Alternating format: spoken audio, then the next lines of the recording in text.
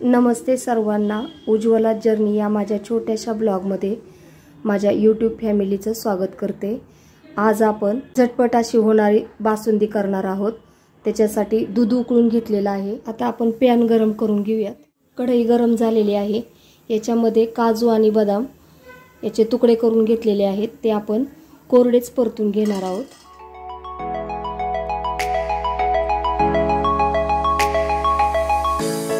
काजू आणि बदाम हे परतून झालेला आहे। साखर आपण घेणार आहोत आणि याच्यामध्ये अशी पसरून ठेवायचं। आपण कॅरेमल करून घेणार आहोत।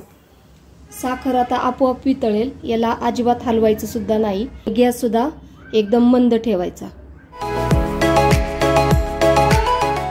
मंद गॅसवरती आपलं हे छान कॅरेमल पण झालेलं आहे, ते आपण आता बाजूला ठेवूयात। दूध उकळलेलं आहे, त्याच्यामध्ये आपण जे ड्राय फ्रूट आहेत ना, मंद गॅसवरती परतून घेतलेले आहेत, ते आपण याच्यात टाकून घेऊयात।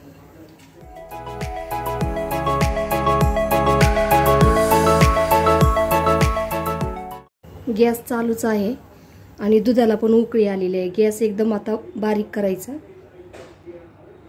आणि याच्यामध्ये आपण हळूहळू कॅरेमल टाकून घेऊयात।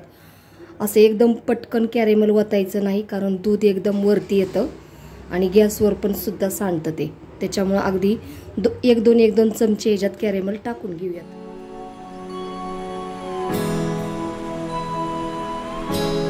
आणि असं हलवून घ्यायचं लगेचच।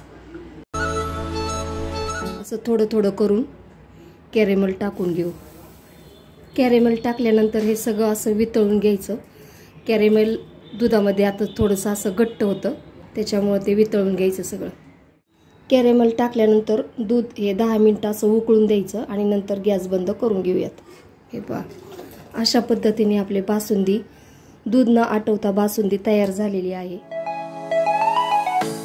माझी रेसिपी कशी वाटली तुम्हाला? माझा व्हिडिओ आवडला असेल तर लाईक, शेअर आणि सबस्क्राईब करायला विसरू नका। धन्यवाद।